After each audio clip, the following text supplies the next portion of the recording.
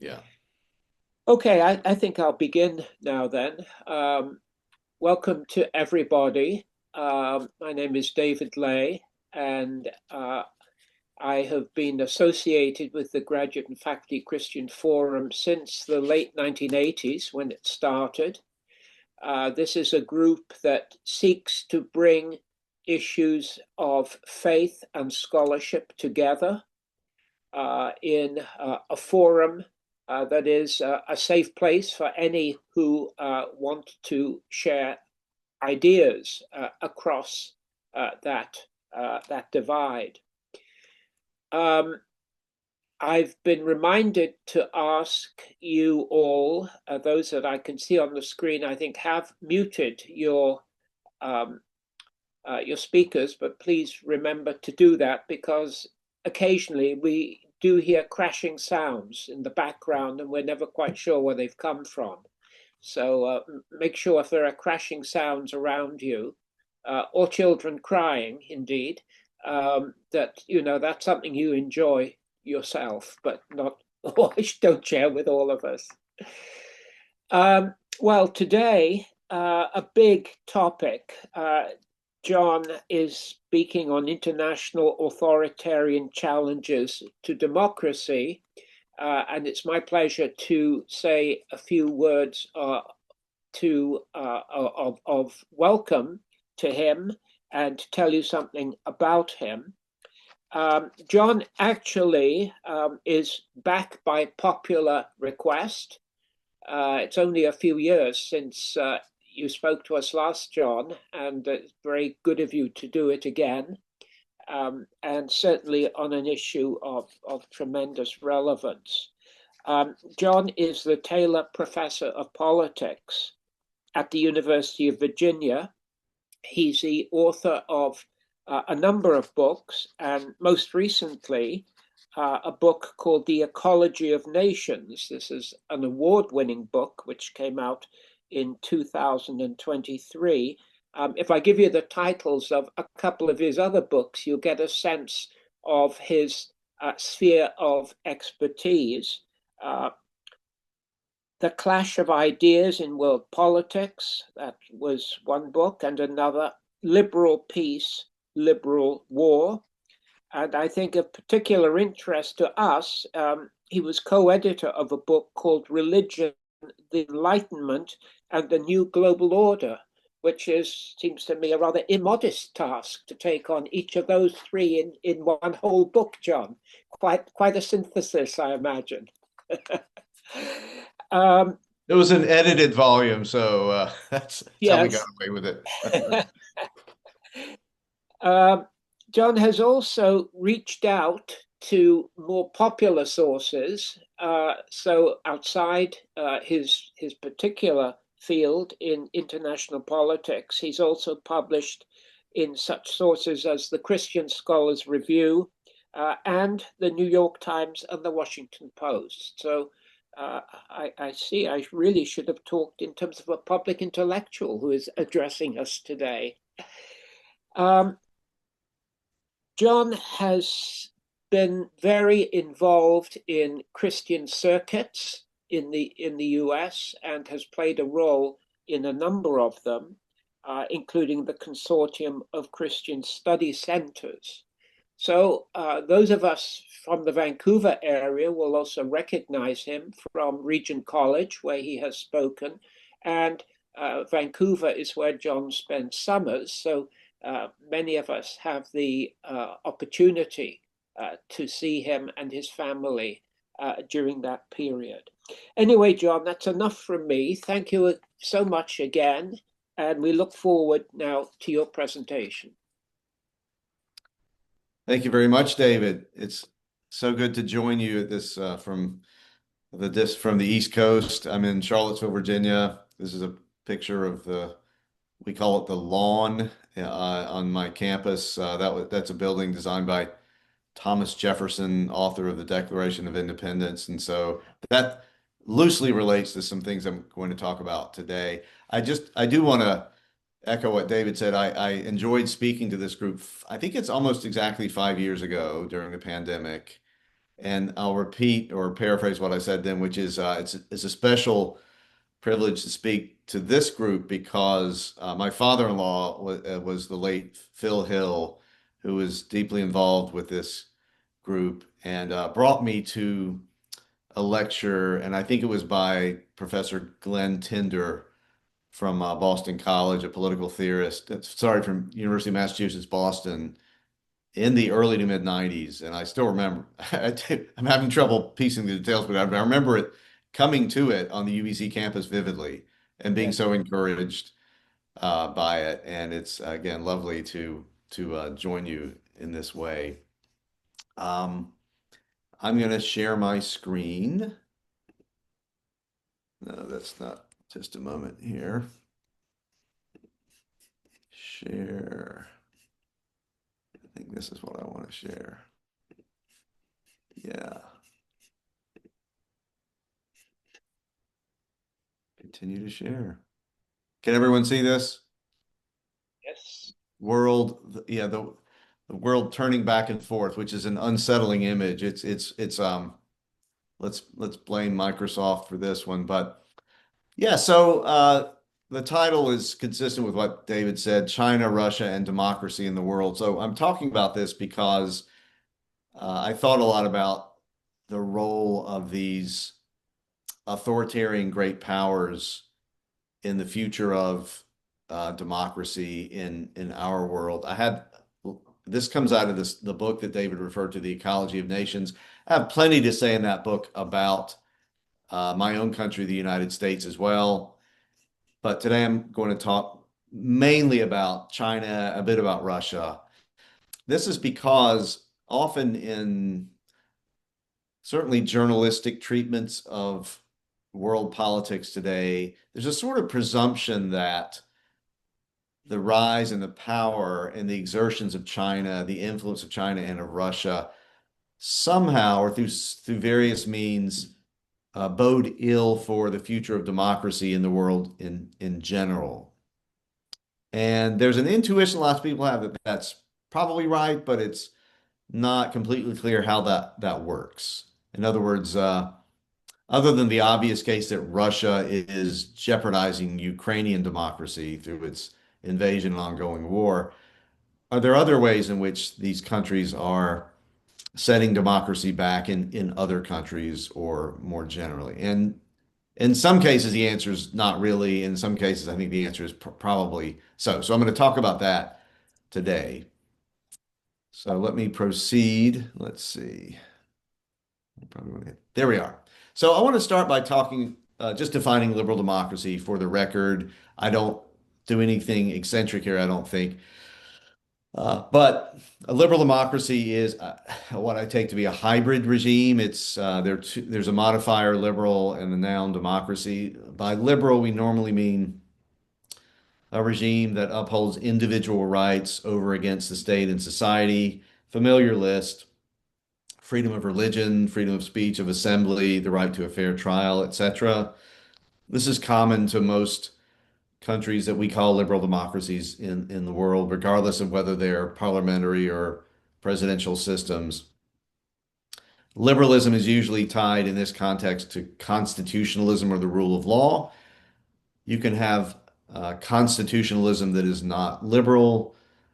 So constitutionalism is a bigger category, but you can't really have a liberal regime that is not also a constitutional regime. It's the rights are upheld in law as well as in practice. Then there's a noun, democracy, from ancient Greece, literally power of the people, ruled by the majority, usually achieved and maintained by regular competitive elections. So notice liberal and democracy aren't the same thing. We like to think they go together. They usually do pretty well, but there's a built-in tension I want to emphasize just briefly. You can't maximize both of these things over time. So, for example, if the majority under democracy, the majority wants to violate the rights of an individual or a set of individuals, it's not supposed to do that. That's unconstitutional. So there are limits on the rule by the majority. and so on. So, what liberal democracy really is, you could think of it as a kind of a negotiation over time about how to balance these things, individual rights and rule by the majority. And different democracies do this in different ways at different times. I am going to follow convention and use the word democracy often in my talk. I mean liberal democracy. There's such a thing as an illiberal democracy, but that's not what I mean. And I want to insert here an important point given this group. And I love speaking to Christian groups because I can say this openly. Christians should want liberal democracy. I think I can talk about that in the discussion time if you'd like. I don't. I'm not going to talk about it formally in my remarks here, but um, certainly in my country, lots of Christian. I think faithful Christians are starting to wonder whether, particularly the liberal part of liberal democracy, whether liberalism is really something Christians and the church should want or want to maintain. My argument is yes, though liberalism needs some repair. Um, this also is not a universalizable claim. I just want to say, under modern conditions, I think liberal democracy has been and can still be very good for human flourishing, the best system for human flourishing, and it's also very good for the Christian church. So, again, if you want to talk about that particular issue, I'm glad to do that. But let me talk instead now about um, the argument, get into this argument about how authoritarian powers like China and Russia today can affect the fate of democracy outside their own borders in other countries. Excuse me, and indeed globally. So one point I want to make is that democracy, if you look across history, democracy tends to cluster in time and space. It's not distributed randomly or evenly across the planet. So in terms of time, 1930s was a hard decade to be a democracy. The number of democracies in Europe and Latin America was shrinking, and even democracies that were enduring, such as my own, the United States, was under assault. Uh, there was a moves toward fascism. There was a notorious Nazi rally in Madison Square Garden in the late 30s. Very smart people had concluded that liberal democracy was, its time had passed. Charles Lindbergh's wife wrote a book. Anna Morrow Lindbergh wrote a book called The Wave of the Future, about how, sort of a lament for democracy, but the wave of the future is what you see in this picture: fascism, Nazism, authoritarianism. That was a long time ago. The 1990s more recent, but also a fairly long time ago. My students were not around in the 1990s, but I think most people on this call remember the 90s as, among other things, a relatively easy time to be a democracy. The number of the proportion of countries in the world that were democratic grew rapidly in the 80s and early 90s, most spectacularly in the fall of the Berlin Wall. Even countries that weren't democratic were reforming themselves in that direction. So across time, we see clustering. Also across space. That's the second point here. Just today, holding time constant, today being in Europe, today makes it relatively easy to be a democracy. Not all European countries are democratic. Some of them have been democratic but are backsliding. But nonetheless, if you had to bet on being a democracy or being a democracy for the next 5 years, I think you'd say that European countries are probably in the best shape. On the other hand, being in the Middle East today makes it relatively hard to be a democracy. Think about the Arab Spring of 14 years ago, which was accompanied by great hopes in that region and around the world that at last the Middle East and North Africa was going to democratize. And for a time, it appeared to be the case. Um, but it turned out that most of the revolts and revolutions were turned back. Tunisia, I guess, is hanging on by a thread now. Um, So that's the first point. And this should lead us to wonder what's going on across time and space that makes the ease or difficulty of being a democracy vary like this. And so here's where I appeal to, I call it the international environment. Others have used this terminology as well. But I start to borrow language and mechanisms metaphorically from evolution in natural science. And the claim here is the international environment affects which domestic regime types flourish. Domestic regime types, liberal democracy, authoritarian capitalism, absolute monarchy, fascism, what have you. The environment in which states exist and operate and interact affects is one of the things that affects how many democracies you have and how they're doing. This is actually an old idea. I found it in the works of the Prussian philosopher Immanuel Kant way back in the late 18th century. Kant is mostly known for his philosophy. He also had some political writings late in his career. There's one I find fascinating from 1784 called Universal History. And Kant's a big believer in republics. And but he notes that republics need a peaceful ex, um, environment in order to flourish. And that's a problem because in the 1780s in Europe, you had a few republics, Switzerland, the Dutch Republic. You were later were to have the French Republic. These are threatened by monarchies. And so, um, but Kant recognized this very early on. The Monroe Doctrine, a generation later, issued by the U.S. President James Monroe, known um, it's not really known for what I'm about to say, but if you read Monroe's speech to Congress in 1823, this comes out very clearly. Monroe was very worried about the return of monarchism in Latin America. So what had just happened in the 18 teens and early 1820s was most of the states of the New World that had been colonies of Portugal or Spain gained their independence and they became republics. There were rumors, there was evidence that back in Europe, the monarchies, particularly the Austrians, the Russians, and the Prussians, but maybe the British, were didn't like republics, and they were going to overturn republicanism in Europe and wherever it arose in the New World. So Monroe was issuing a warning, not just about European navies showing up in the New World, but about monarchism. That this is, and Monroe and his Secretary of State believed that a return of monarchism would be bad, would endanger the U.S. United States young republic. So this is another environmental, ecological type argument. More recently, lots of social sciences backed up this kind of approach to understanding why democracies flourish or atrophy in various times and places. And I won't go into this literature, but just so you'll know, some scholars have noticed lately, using some fancy empirical work, that having a democratic hegemon means all else equal, you're going to have more democracies in a region or in the world.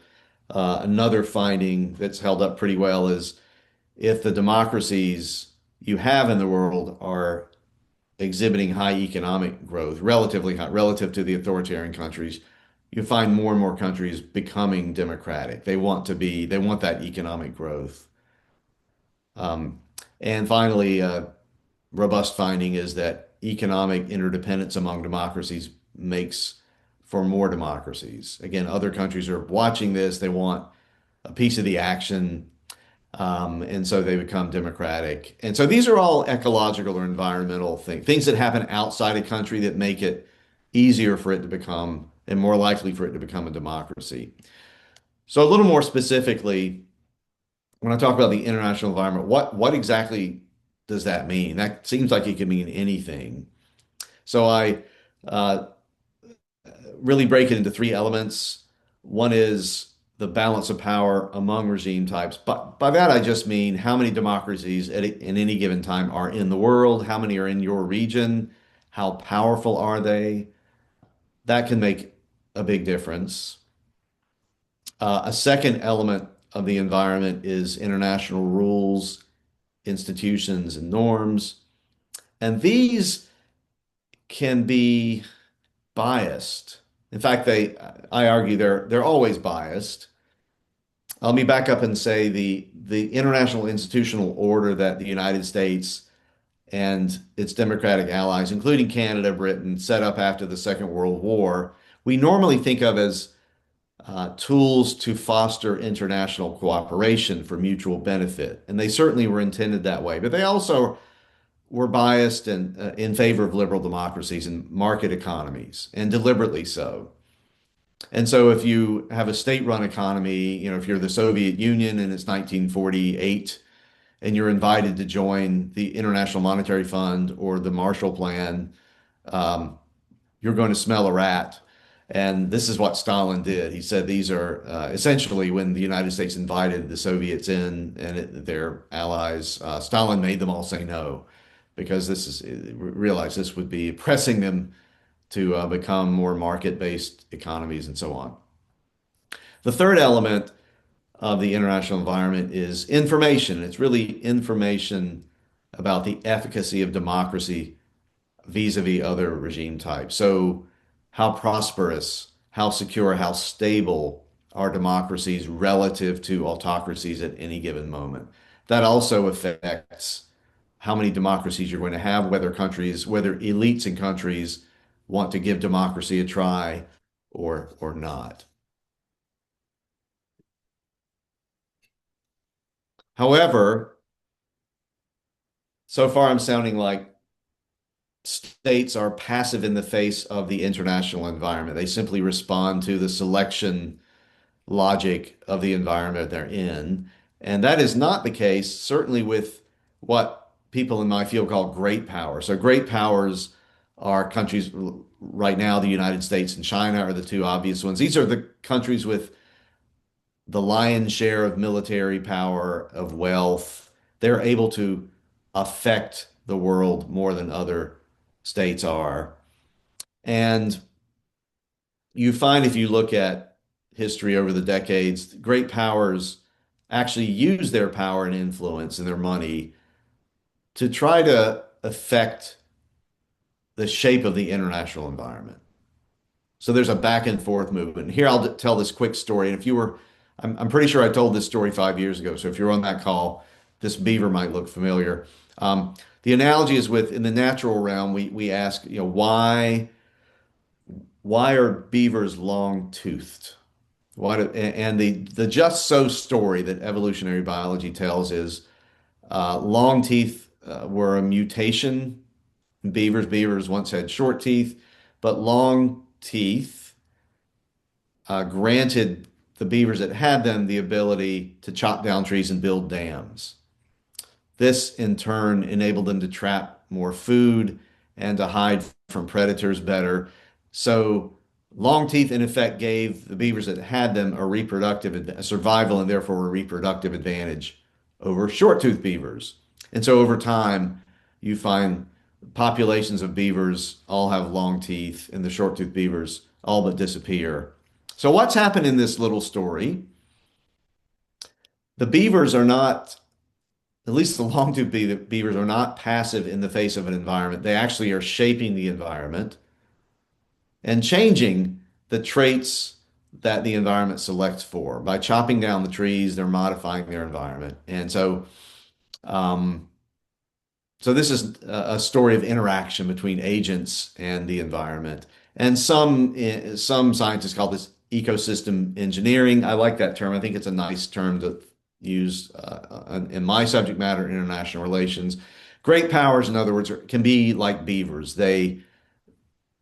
Whether they use my evolutionary language or not, they recognize that they exist in an environment that can affect their interest and their traits, and so they try to alter that environment in their favor. And that's sometimes called coevolution. So let's talk quickly about a case. Late 1940s, World War II this starts actually in 1944 when the war is still going on. But the United States and a number of other countries effectively build what we now call the liberal international order, or sometimes the rules-based order. This is a photo of delegates in Bretton Woods, New Hampshire, a ski resort where the International Monetary Fund and the World Bank were founded. But that's only two cases of a larger set of multilateral institutions. And so the long and short of it is these countries really were traumatized by the 30s, the Great Depression, the worsening of the Great Depression, the rise of fascism, and communism, the evident successes of the Soviet Union as well, and then World War II, even worse than all of that. And they really believed that, to borrow a phrase from Woodrow Wilson, the world had to be made safe for democracy. And really, I would go beyond that and say they wanted to make the world select for democracy, at least the North Atlantic world, an important proviso. They thought that the 1930s were actually biased. The international environment was biased against liberal democracy. They wanted to reverse that bias. And so they did. And the United States is the great power in the bunch. And so it does the most here, promote and protect democratic capitalism in Europe and Japan with the Marshall Plan, and sometimes quite coercively in the case of Japan and Germany, West Germany, the United States did this. The United States also set up multilateral institutions to buttress democracy, financial institutions such as the IMF and the World Bank, commercial institutions. The GATT, that stands for General Agreement on Tariffs and Trade. That is now essentially the World Trade Organization of the WTO. This was a multilateral institution explicitly designed to lower trade barriers among countries so that to free up trade. Security institutions, NATO being the most famous example, but the United States also guaranteed the security of these democracies during this time. NATO, of course, is still around. The U.S. still has a security treaty with Japan and so on. Um, and the Soviets, under Stalin, stayed out of this. I said this a minute ago. They sensed that this was biased in favor of the United States and its regime type, and it would actually be risky for them to enter.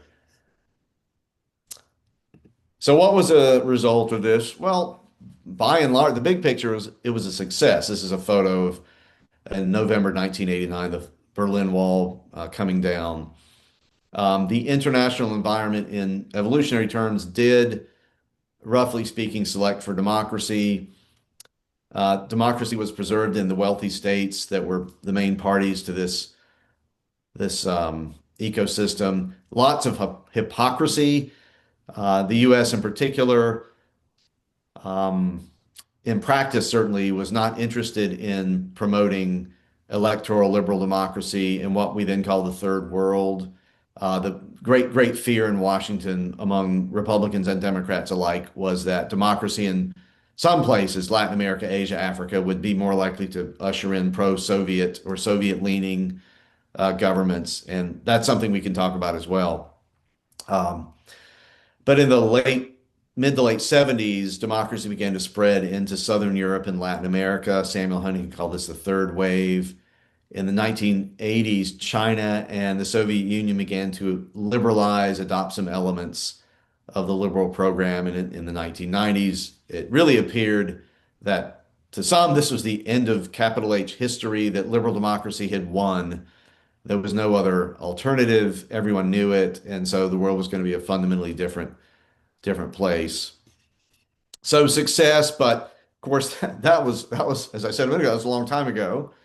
I when I tell my students about this, they know a little bit about it or they know nothing about it. I think it's very strange. They're living in a very we're all living in a very different world now. The world I just described is unfamiliar to my students.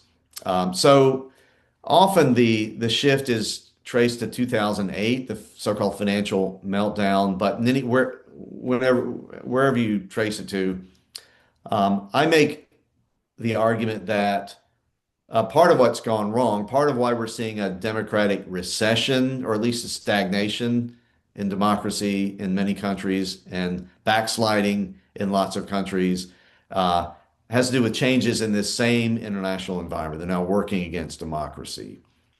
And I looked at two places in particular. The first on this slide is liberalism itself has changed in the last few decades. When this liberal international order was set up, it was what historians usually call welfare liberalism, and now it's what I like to call open liberalism. And the second thing that has changed is the rise of these great powers. So now I'm finally going to get to talking about China and Russia. Let me quickly. This is a very fast slide. This is the first point that liberal internationalism itself has changed. Welfare liberalism in the like 40s, 50s, even into the 60s was really designed to ensure full employment and the security of individuals and families um, in light of the horrors of the Great Depression and so on. That really shifted late 70s, 80s to um, ensuring individual autonomy, expressive individualism. There was a relentless drive, both culturally and economically, to bring down all barriers, to override traditions, and to open everything up. And there were reasons for that, and there have been some successes, but this is a graph from The Economist that illustrates a point in my own country, the United States. The red curve um, traces the percentage of working age population that's employed in manufacturing. It's cut in half between 1990 and really 2009. And meanwhile, the blue bars are depicting goods imported from China as a percentage of GDP in the United States. You see they're in the working in the opposite direction. There's been some careful econometric work by some economists at MIT that actually show this is not just correlation, there's some causation going on here too. But I don't want to talk about that now. We can talk about that later if you like. I really want to talk about these authoritarian large countries, and I've got my eye on the clock, David and Gord. So let's talk about China for a minute and the really extraordinary story of China and where China is today vis-a-vis the world. So some of you will know this quite well, I'm sure. In 1949, China's civil war ended. The Communist Party, headed by Chairman Mao Zedong, triumphed. And Mao stood in Tiananmen Square and said, among others, said many things, but he said, China has stood up. And he was a communist, but he also was perhaps even more than that, a Chinese nationalist. He was alluding to China's so-called century of humiliation that started in the 1840s with the Opium Wars. And so in Mao's mind, the Communist Party was the entity in China that could ensure China's independence and sovereignty and greatness vis-a-vis the Western imperial powers. So the Chinese Communist Party, the CCP, over the coming years monopolized power. It set out on a project of rapid state building, collectivization of agriculture, industrialization. And in my terms, there were attempts by Mao's regime to protect China and the Communist Party's rule from what they perceived, I think rightly, as a hostile international environment. And some of these did not go well, let's just say. The Great Leap Forward, 1958 to 62, was an effort to rapidly mechanize agricultural production in China. It failed utterly. As many as 30 million people starved. The regime Mao was getting feedback about this and said, we have to stay the course. An utter disaster. He almost lost power toward the end of this thing. Mao was becoming very concerned especially in the 60s, about the Soviet Union, the other communist giant. And the two had a real falling out, a schism, so that by 1969, Maoist China was very worried about a Soviet attack, and with reason. Mao was very worried about Soviet hegemony over China. He really wanted China to be independent of the Soviet Union. The Cultural Revolution, probably, yeah, more famous than the Great Leap Forward. Also lethal to at least a million Chinese, but psychologically, sociologically traumatic on the country. This is a poster on the right from the Cultural Revolution. Also an effort in part to make China independent of the rest of the world, including the Soviet Union. Mao also, the regime also promoted Maoism abroad in Western countries in what was we called the third world at the time. This was presented as an alternative to the Soviet model. So China was trying very hard to do this ecosystem engineering under Mao, but it did not work. China really was a mess by the middle of the 1970s and even before that. And so Mao died in 1976 after a struggle to succeed him. This man, Deng Xiaoping, succeeded him in 1978, and he was through one office or another running the Communist Party in the country through 1990. And Deng, who had been a comrade of Mao, turned out to be a real pragmatist, and he said effectively, enough when he took power, enough with the chaos and self-impoverishment. It's time for China to calm down and start to learn from other countries' success and not think we can theorize our way to greatness. We really need to be empirical and practical. And so Deng is the one who began China's still ongoing experimentation with market economics. He did this domestically. He also opened China to the West, um, decided that China needs to start exporting goods the way some of its East Asian neighbors are doing. He welcomed foreign investment under certain conditions, to be sure, but there was never an intention on Deng's part to become a multi-party, to make China a multi-party democracy. This was simply an effort to keep the Chinese Communist Party in power using different economic means. Think back to the spring and early summer of 1989. We'll remember this. I'm sure most people on the call. Um, China experienced pro-democracy protests in scores of cities, really, most famously in Beijing and Tiananmen Square. And Deng decided that this was intolerable. It was endangering the regime. This is the same year in which communism was teetering in Eastern Europe, and in fact, it did fall in Eastern Europe. So all this is going on at the same time. Deng found that intolerable. He sent the People's Liberation Army in and massacred. The official Chinese estimate is 200 students. The British, the BBC, I think, or the British Foreign Office thought it was actually more like 10,000 dead. We'll never know the full answer. But in any case, I cite this incident, this horrible incident, because it did reveal to Deng Xiaoping and his fellow leaders of China that they had placed China in a severe dilemma. The international environment was, in fact, pressing China to become a multi-party democracy, but that was intolerable to Deng. And so China had a choice. It could stay open and risk the fall of the Chinese Communist Party, as just illustrated in Tiananmen Square, or it could close back up, return to something like the Maoist era. But that wasn't good either because it meant submit to low growth and so on. So it was a real dilemma. Deng decided was going to have it both ways. It would stay open, but it would be vigilant in resisting international pressure. He liked this term hide and bide, Deng Xiaoping did. This is a picture of his two successors. On the right is Jiang Zemin. You see the dates in which he was in charge. Under Jiang's leadership, Hong Kong returned to China. China joined the World Trade Organization, the WTO. And then on the left is Hu Jintao. Under Hu's leadership, China's economy quadrupled in size. Just a remarkable, and that's just a decade. It's just a remarkable feat. And Hu also expanded China's international partnerships. They were sticking with essentially Deng Xiaoping's program. Reform, keep your head down, grow, stay open, but minimize the risks to the Chinese Communist Party's rule.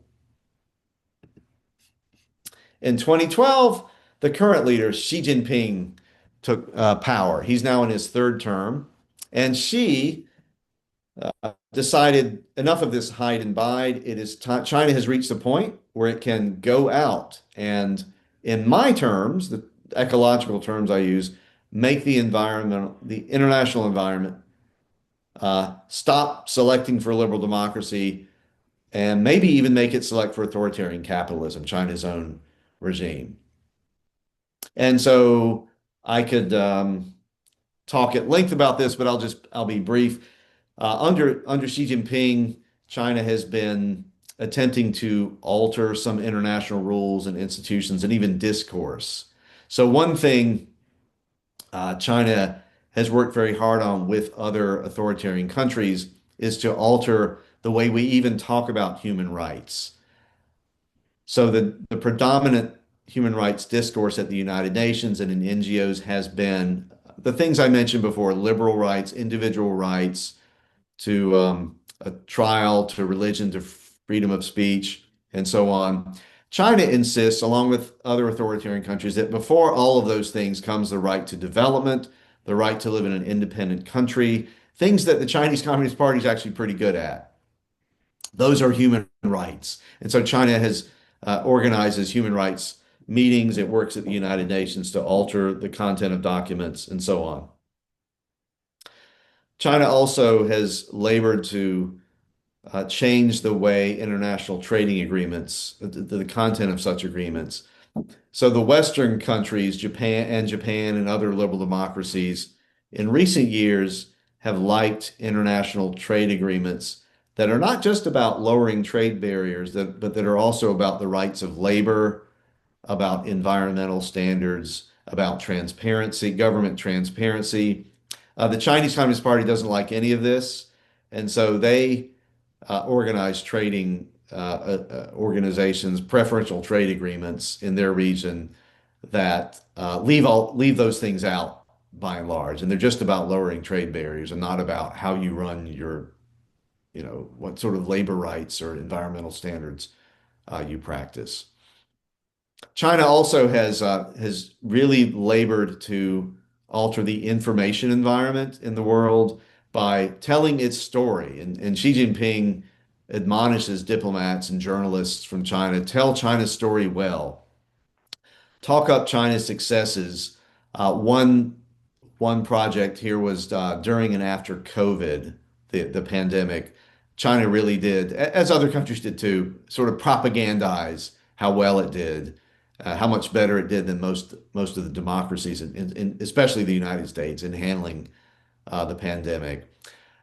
China also brings in judges and civil servants from all sorts of countries to train them on how to do their work in a single party authoritarian regime. And all expenses paid trips to Chinese cities for summer school, essentially, to learn these things. Um, the third element in the environment I talk about is the balance of power among domestic regimes. China, I want to be clear, China is not, the United States is famous or infamous for promoting democracy, including with military force, and often not doing it very well. China's not doing that. So far, China doesn't really have the military capability to promote authoritarianism. They don't seem interested in that, but they're indirectly doing this through the things I've just mentioned and this massive infrastructure investment project called the Belt and Road Initiative, or BRI. And I can talk about that as well. So the fundamental picture here is China is doing, under Xi Jinping, has been for years, doing what I call ecosystem engineering. It is trying to alter the shape of the international environment so that it's no longer biased in favor of liberal democracy, but instead is at least neutral and maybe biased in favor of authoritarian capitalism. What about Russia? I'll be quicker with Russia. Russia is doing, in general, similar things, though through different methods. Russia is the picture on the left is of the Maidan Revolution in Kiev in 2014. This is, of course, Mr. Putin on the right. He was quite worried about this revolution. He has been worried about so-called color revolutions, especially in Russia's neighbors, as dangers to his own rule in Russia. He doesn't like having liberal democratic neighbors especially in the former Soviet republics, because among other things, he is afraid, and he's probably right to be afraid, that these pose a threat to the monopoly of his United Russia party within his own country, through example, through social contact, and so on. So what's Putin done about it? Well, Putin has done some ecosystem engineering of his own. On the left, there's a map of Russia's uh, invasion of Ukraine in February 2022. The war, of course, is still ongoing. Russian forces have been turned back here, but this area is still heavily occupied by uh, the Russians. This is an attempt to keep Ukraine, which Ukraine has never been a stable liberal democracy. It's at best an aspiring democracy, severe corruption problems, lots of other problems as well. But Ukraine had essentially thrown its lot in with the European Union and the West and had set out on a path toward liberal democracy. And this really did worry, and NATO membership, and this really did worry Putin. On the right is Putin shaking hands with Marine Le Pen, the um, right populist leader in France, has run into some legal difficulties lately, but Putin donated quite a large chunk of money to her party a few years back, and he's done the same thing to lots of these populist parties in Western Europe. These parties tend to be wobbly at best on liberal democracy. Some of them are out and out opposed to liberal democracy. They're also relatedly wobbly on NATO. Some of them are actually anti-NATO. And both these things Putin takes to be in the interest of Russia as Putin understands Russia's interests. And finally, Russia and China have done a lot of cooperation on this level too. They are not close allies. We shouldn't be fooled by the rhetoric, but they do share and they share a long border, and they have had historical trouble getting along, as big countries that share a border often do. But in recent years, they have realized they share a common enemy, and it's this liberal democratic international environment that's powered by mostly by um, Europe, North America, Japan to some extent. And so Xi and Putin have cooperated extensively over some of the things I've already talked about: human rights, international organizations, and also the war in Ukraine. I can't finish a talk like this without, as an American particularly, without at least mentioning the American President Donald Trump. And I just have one slide on this. Is Trump an anomaly? And the answer is yes, but my answer is yes, but. So a premise of my argument about the ecology of nations is that most leaders, most national leaders like and want to preserve their country's domestic regime. So Xi Jinping, very different from Mao Zedong, very different from Deng Xiaoping. But they all wanted to maintain the Communist Party's monopoly on power in China. They were absolutely adamant about that. Most US presidents, notwithstanding their differences, have been very fond of liberal democracy, have wanted to keep it as the US regime, partly because I think it's in the national interest. Well, now the US has a president whose commitment to liberal democracy, I think this is a nonpartisan statement, is at least different, questionable at best. Or I'll put it this way, he has been laboring to concentrate as much power as possible in the White House. He's not the first president to do that. He's just gotten farther with it than others. And commitment to the rule of law and so on are questionable. But given that, he is doing what I would expect him to do. He is re-engineering the ecosystem accordingly. He is acting to dismantle various components of the liberal international order, reducing trade uh, by imposing tariffs on longtime allies such as Canada, weakening alliances. Commitment to NATO is uncertain. Has explicitly said we're not going to be promoting democracy, and we're not going to be lecturing or telling other countries how they should run their internal affairs, what kind of domestic system they should have, and so on. And so it might be that the Trump administration is working toward a more spheres of influence based world order rather than expanding liberal international order. Another topic I can talk about if you like, but I mostly just wanted to mention that Trump and the United States are not out of this picture. They are very much a part of what I'm talking about, but it's not clear where the administration is headed. I'm speaking in real time. I was a few minutes ago looking at the latest on Ukraine. It's all bewildering. It's very hard to predict.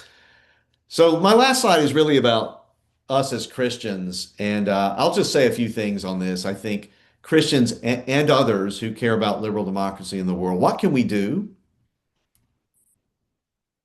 Well, if I'm right, if all the things I've said in my talk are correct, then it is important that democracies work to cooperate with each other through multilateral institutions, through economic and social interaction. And that's something they've done pretty well, not without failure, not without hypocrisy, but it's something they really major in, especially the multilateral institutions, the self-binding, we call it, where democracies join institutions and they say, each says, I will abide by the rules. Even the United States, which is powerful enough to violate the rules it makes, has by and large, over the last 70, 75 years, abided by the rules that everyone it holds everyone else to. Promote and support democracy abroad, almost always by non-lethal means. Some of you might say always by non-lethal means. We can talk about that. I think there have been a few historical cases where, such as the reconstruction of West Germany and Japan after World War II, where it's good the United States used lethal means, coercion to do this. But usually the promotion and support of democracy really should be done through non-lethal means, but it shouldn't be cast aside. A third point, handle China and Russia with care. These are not countries, no one should seek war with these countries. No one should seek Cold War with these countries. But it's important to recognize that they have fundamentally different ideals and interests in this way. They are authoritarian and they want to stay that way. And they're very worried about pressure from the rest of the West, let's call it for shorthand, other democracies, to change their domestic regime. They're not just worried about the United States in that way. They're worried about the European Union in particular. And finally, just a plea for me personally, pray to the United States. I know we're your neighbor to the south, but as a hegemon, as the democratic hegemon, as the great power that's been behind a lot of what I'm talking about, it occupies a special position. And I gather Canadians and others intuit this. I hope I've helped people flesh out exactly what the importance of the United States is and why, especially now, we covet your prayers. So thanks for listening. I will stop there. Good. Thank you. Thank you very much, John. And I'm very pleased now to introduce Paul Freston, who is going to respond to John's comments. And then we'll have a Q&A time after that. Paul, I'll just give you a brief introduction to him, is an emeritus professor in religion and politics in global context at Wilfrid Laurier University in the Balsillie School. He also has an affiliation with the postgraduate program in sociology at the Federal University of São Carlos in Brazil. And Paul's academic interests have been very much in the field of religion and politics. And I'll just cite a couple of book titles here. Evangelicals and Politics in Asia, Africa, and Latin America, and then a co-edited volume the Cambridge History of Religions in Latin America. So Paul is very well qualified to speak on issues of religion and politics. Thank you, Paul, for making yourself available. And we do look forward now to your comments for the next 10 or 15 minutes. Thank you very much, David and Gordon, for the invitation to speak. And thank you, John, for your fascinating presentation and the chance to comment on it. I want to make a few comments, first of all, on what is in John's talk, and then just a few comments on what is not in John's talk. And because of the constraints of time, I'll make my comments in a rather bald and peremptory fashion. First of all, what is in John's talk? John raises several long-standing debates about the universality or otherwise of democracy. On the one hand, democracy is a fragile plant. On the other hand, democracy is ready to be exported anywhere, anytime. Today, I think we're very much in the fragile plant mode. Regarding the role of the hegemon, as John himself alluded to, during the Cold War, the United States certainly wasn't an unambiguous encourager of democracy. Latin America is witness to that. The third wave of democracy started during the Cold War without much American encouragement. In the 90s, Western victory, if you like, in the Cold War undoubtedly encouraged the adoption of democracy in many places. I would say that in the global South, or what used to be known as the Third World, we've always known that the international environment affects domestic regime type. We've never had the luxury to imagine otherwise. I speak as a Brazilian citizen. In response to the post-war US constructed world order, the Soviets basically tried a mix of cautious participation in the UN and so on, and the construction of parallel institutions, Warsaw Pact, Comecon, etc. But China today is neither the USSR nor is it Maoist China. How much does it want to re-engineer the whole international order and encourage autocracies around the world? Or are its aims more modest, i.e. to become dominant, but basically within the existing order? And that's an ongoing debate, I think. I'm not sure that Russia's actions greatly impact the health of democracy globally. Yes, it makes attempts to affect elections in the West, but I suspect that will be a phase that democracies will learn more and more to defend themselves against. Its soft power is very limited. Its economy is shaky and stretched by war. China, on the other hand, of course, is enormously powerful economically and seeks to make friends internationally, usually by not seeking to spread any particular mode of governance. But its soft power is also rather limited, I would say, and has only improved recently thanks to Donald Trump. Yes, Xi Jinping tries to make the international environment select for authoritarian capitalism. It's interesting because in the 1980s, the literature said that supposedly capitalism and democracy went hand in hand. Authoritarianism could only work at certain stages of capitalist development, but for capitalist maturity, democracy was held to be necessary. But in recent decades, capitalism has undermined democracy from within. Enormous inequality, unbridled economic power in elections, undermining of real sovereignty of all except a handful of states, has undermined democracy from within more than from without. In other words, through the demonstration effect of economically successful authoritarianisms. So I would say the greater danger comes from within. The authoritarian international, as John says, is with good reason afraid of colour revolutions. and it's extremely fragile as an international. And externally, among each other, it's purely a marriage of convenience. The enemy of my enemy is my friend. Regarding Trump, I would say Trump is not an anomaly. He was predictable.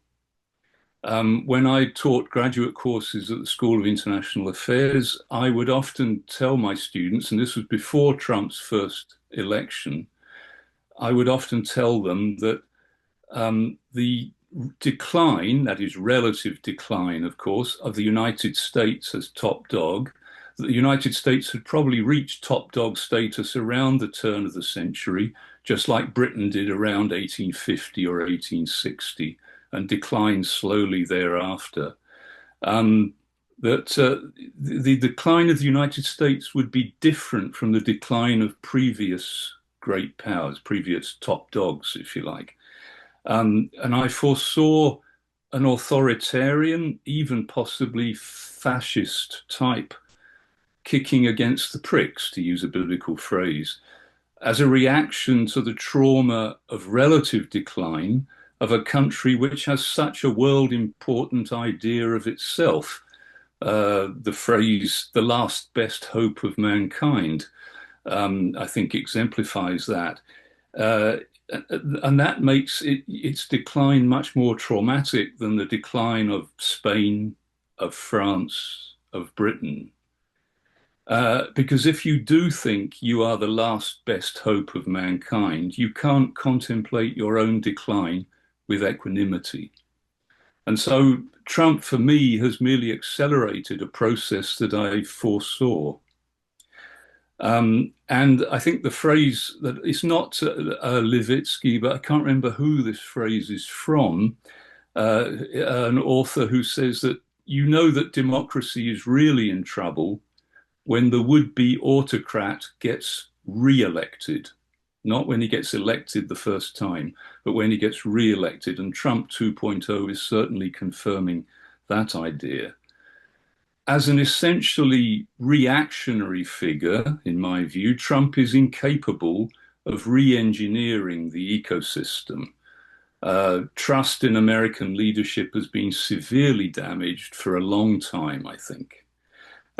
He's capable merely of creating voids, which will be occupied by others, and of forcing others to re-engineer themselves, which I think is basically what Canada, Brazil, much of the EU are currently engaged in.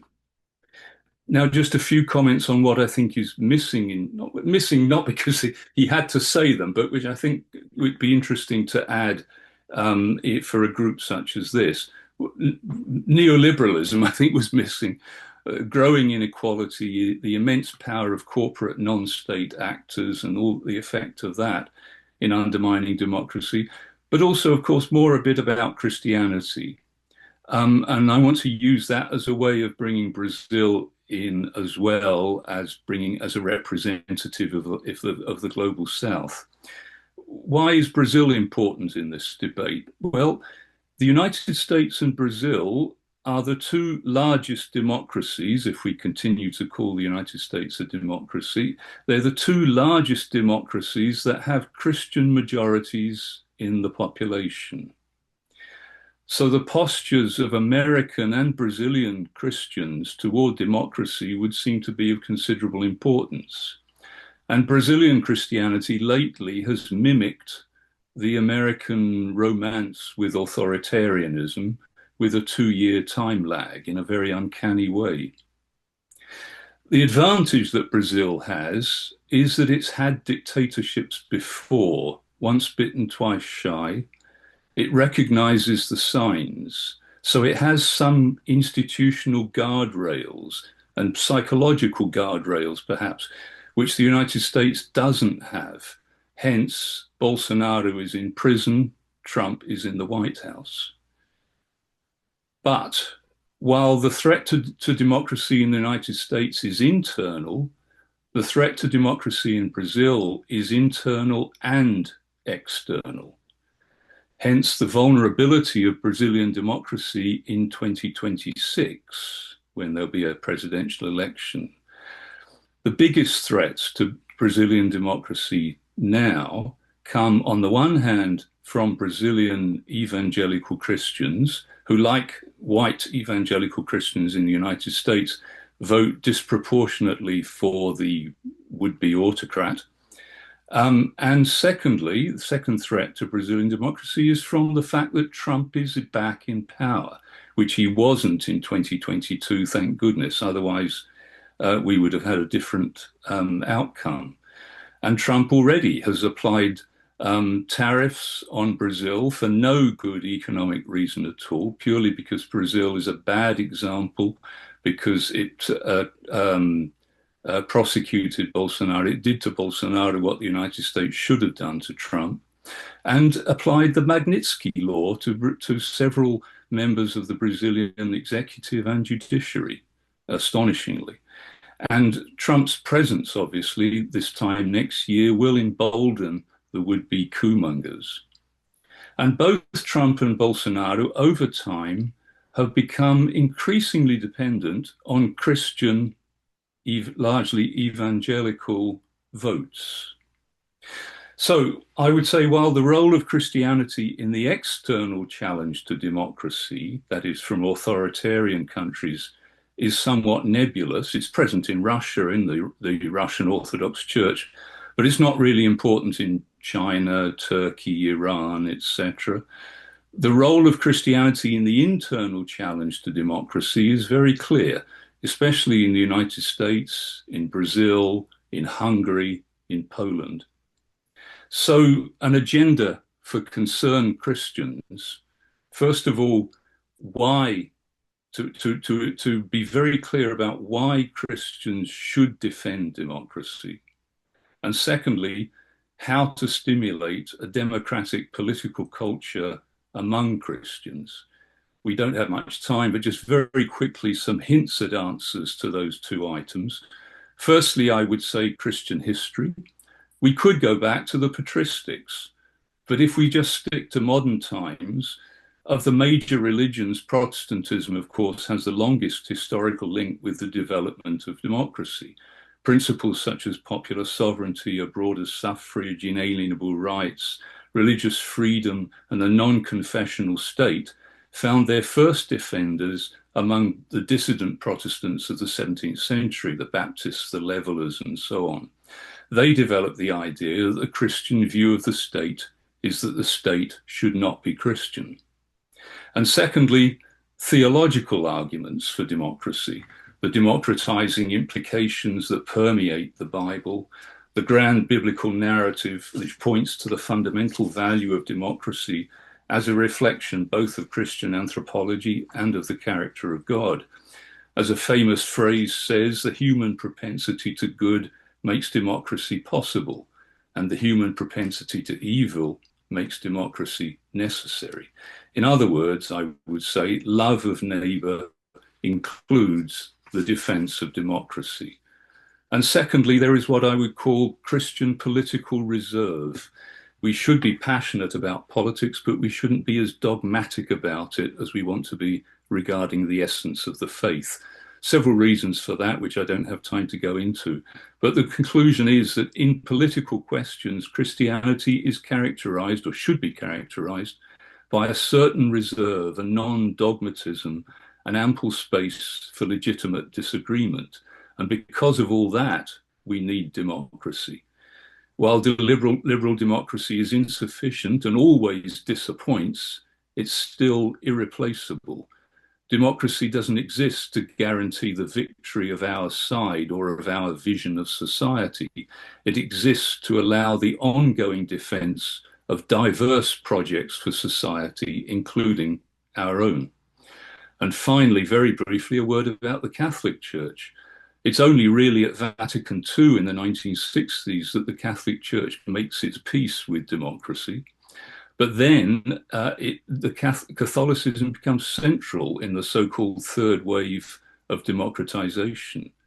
And now, I would say, the Catholic Church has done what it can to defend democracy by electing an American Pope. For decades, one heard from those who knew that there would never be an American Pope because it would not be a good thing to unite the power of the United States and the wealth of American Catholics with the power of the papacy. And there will never be an American Pope. And suddenly there is an American Pope because Donald Trump was the elephant in the Sistine Chapel and persuaded the conclave that this was the time to have an American as Pope. Thank you very much. Well, thank you, Paul. Very rich set of comments there, a lot to digest. I do want to give all of us a chance to ask a question or two, but I do feel that John should have first right. John, if you do want to respond to anything, I'm sure you've got a lot of things you might respond to, but if there's one or 2 points you'd just like to raise before we have some more general questions. Sure. Yeah, I will be succinct. Thank you, Paul, for both sets of comments. What's in the talk and what's missing. On what's missing, I affirm so much of what you said. I published in First Things in Providence and about some of why Christians should like democracy and what might be done to restore their confidence in it. And I taught a course at Regent last summer that touched on some of this. And so I love, and I'm going to ponder your point about reserve because that's not a term I had used, but I like it. I think it's quite a powerful concept for us as Christians. On what's in the talk, yeah, I mean, it can be annoying when a professor says this kind of thing, but a lot of what you said is in my book, The Ecology of Nations. I deliberately didn't want to talk about neoliberalism today. I have to focus on something. I focused on China and Russia, but I have lots and lots about what you spoke about. I think we differ on a couple of things. One would be Russian soft power, depending on how we define soft power. I think, opinion polling shows, for example, that outside the North Atlantic area, there's a lot of sympathy for Russia and Ukraine. And there's that could be due to a number of reasons, but I do think there's more soft power. Russia has more soft power, including in my own country, than I'd like to think. Agreed that so regarding Trump, and I think David and I talked about this last summer in my talk at Regent. We don't Trump may signal I'm impressed that you predicted something like Trump, Paul, 20 odd years ago. That's quite impressive because so many did not. I still think it remains to be seen how permanent this shift is. Clearly, the United States is changing. It's not going to snap back. We saw that with the Biden administration. Tried very hard to snap the United States back, and it really didn't. The snapback didn't take. I don't think, and part of this is speaking as an American for whom hope springs eternal. I don't think the future is necessarily as dark as it looks on the worst days in this administration. We just had an election in Virginia, and there are midterms next year, and so I have complaints about both parties, let's just say, but I was encouraged. It's there's still some fight left in the country, and so we shall see. I have yet to be convinced that this is a turn of the sort that we saw in the 30s. I'm not saying you said that, but there's still agency. Political actors have agency in the U.S. and other countries as well. So we shall see how this turns out. But I certainly want the Christian church in my country and in Brazil, and I have Brazilian relatives. We talk about this frequently. To think very hard, and it's a job for pastors and Bible teachers and seminaries. But it's not just that. The laity I don't know. I think the laity are in the U.S. are so many are captive to social media and all these I would call them alternative sources of authority, so that they're not listening to their own pastors necessarily on some very important things. And this is a problem we haven't figured out to how to remedy. It's partly built into the political economy of information these days, and how people get their information, who to whom they ascribe authority. So it's a hard problem that we all need to work on together as the church. So, but thanks very much. Very grateful for the comments. Thank you, John. Well, we have a bit of time left, so I would encourage any who have questions now just to present their questions actually to John Waterpaul. As I'm already unmuted, something that did occur to me as you were speaking, John, is the fascinatingly different status of Christian religion in the two authoritarian countries you spoke of, in China and in Russia. In the one case, there seems to be a desire to deny and to tightly manage, tightly controlling, indeed persecute the Christian church. But Putin has another plan altogether, it seems, and that is to co-opt the church.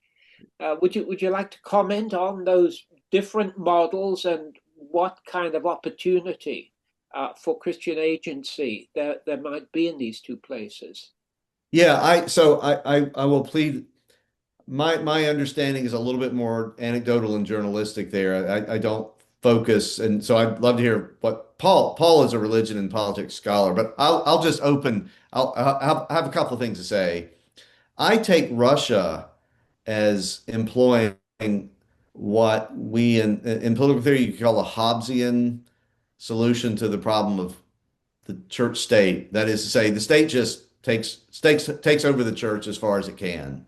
And so the links between the Russian Orthodox Church and the United Russia Party have become quite intimate. There's a codependency there that it's something like what the English philosopher Thomas Hobbes laid forward out in the 17th century about the way to, you make obedience to the sovereign equivalent to obedience to God, and that takes care of the problem, and it works. And it's not just, a lot of countries. The United States has had a milder version of this problem for a while among lots of our fellow evangelicals, right? That patriotism is more or less equivalent to obedience to our Lord.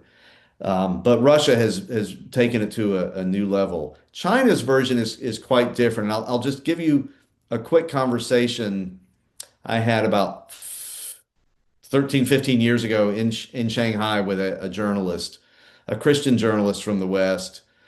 And he told me that this is my first time in China. We met for tea in Shanghai at the top of a building in the Bund, this Western area. And he said, John, it's funny you would contact me. My wife and I are about to move back to England because we've hosted a Bible study in our apartment for years, and it's in our local house church.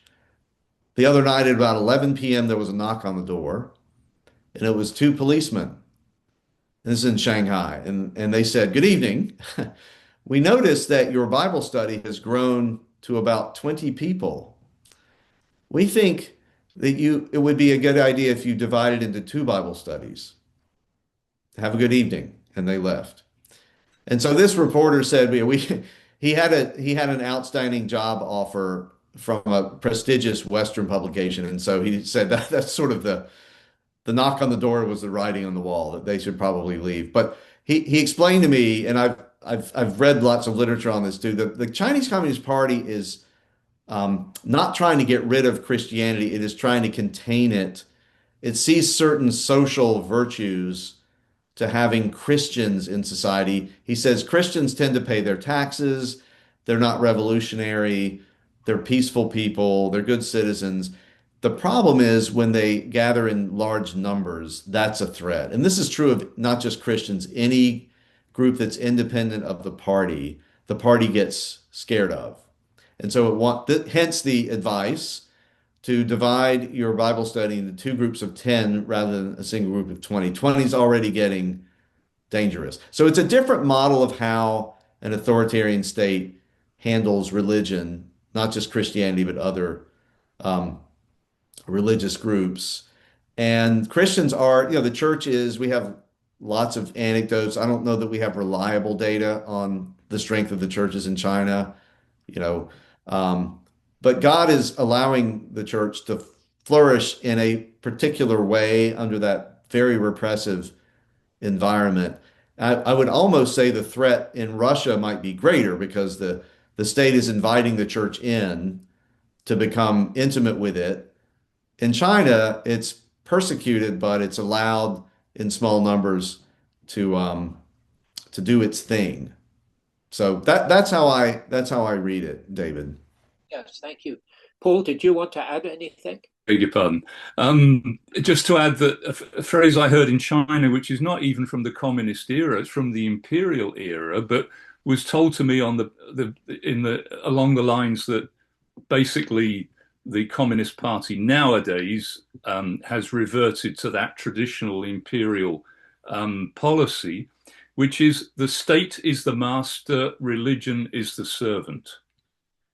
And that has been, if you like, the historic Chinese approach. And at the bottom line is control of civil society, as John was saying. So it's not outright repression. It's just as long as you're not threatening our control, carry on. And the other thing is that there is a leading sociologist of religion who is Chinese, works in the United States, who has been saying for a very long time, he thinks that eventually there is a possibility that there might be a Chinese Constantine, as he says, that there will come an emperor, a Xi Jinping in the future, who will say, you know what,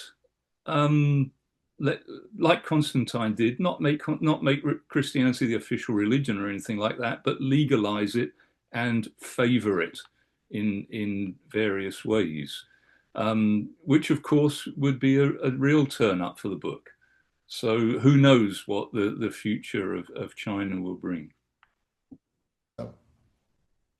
Thank you. I'm going to call the meeting now to an end. It's been a very, very fruitful conversation. I'm sure that amongst the audience there are other questions that could be raised, because this is such a rich and broad topic and also such an important topic. So I want to thank John very much for coming back again and sharing your wisdom and some of the insights of your new book with us. And Paul, too, for bringing quite a unique and informed perspective from your long work in the politics and religion area.